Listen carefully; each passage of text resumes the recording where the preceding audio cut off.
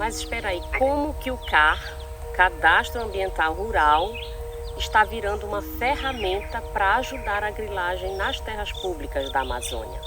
Eu sou Alcilene Cardoso, sou colaboradora do IPAM. No episódio passado, vimos como que a grilagem é responsável pelo desmatamento nas nossas florestas públicas. Hoje a gente vai conversar um pouco mais sobre a política do CAR, a caixinha de grilos dos dias atuais.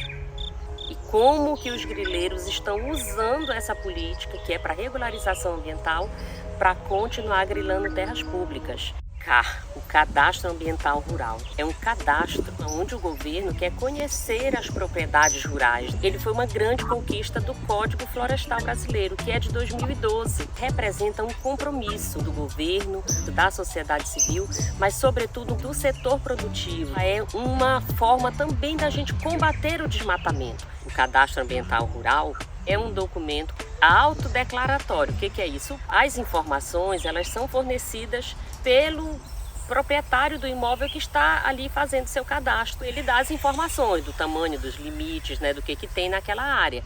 E aí é construído um mapinha da área.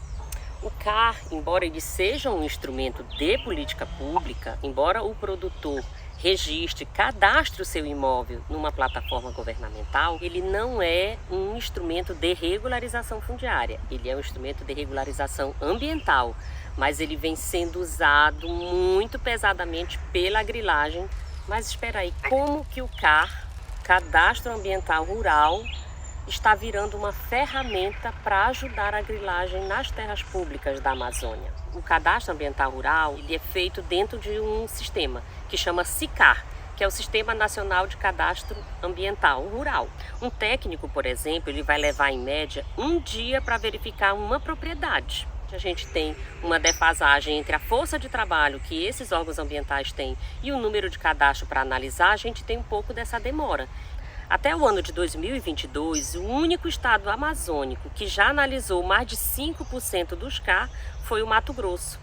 Estados como Amapá, Roraima e Tocantins têm uma taxa muito baixa de análise de CAR. Mas enquanto o CAR está sendo analisado, o proprietário rural ele recebe o CAR provisório, para que o possuidor possa continuar produzindo, acessando crédito, o que é bom, Mas aí quando a gente linka de novo o CAR com a grilagem, muitos acabam usando esse CAR provisório, mesmo que equivocado, de fazer uma valoração e disponibilizar essa terra no mercado, seja para plantação de grãos, para arrendamento ou para venda mesmo daquele imóvel. Então até multa ambiental, minha gente, está sendo usada como uma forma de regulamentar, de dar uma ilusão de regularização fundiária nas áreas griladas. A consequência é vista nas imagens de satélite. Entre os anos de 2019 e 2021, o desmatamento amazônico cresceu 56,6%, comparado com o triênio anterior, de 2016 a 2018. Mais da metade desse desmatamento ocorreu nas florestas públicas não destinadas. Cerca de 100 mil CAR estão sobrepostos com essas áreas de floresta pública.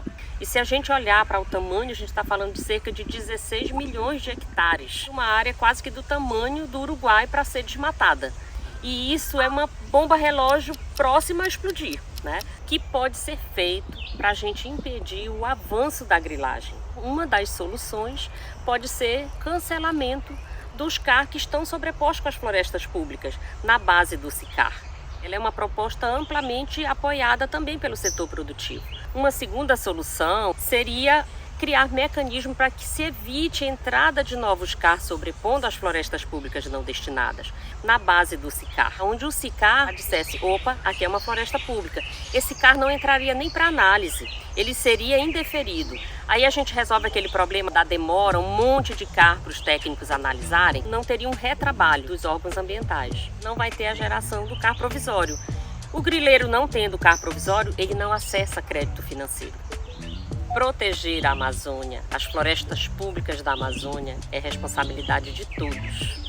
Vocês estão convidados a nos visitar nas nossas redes sociais, na página do IPAM, mandar sugestões, dúvidas, para que a gente continue compartilhando por aqui.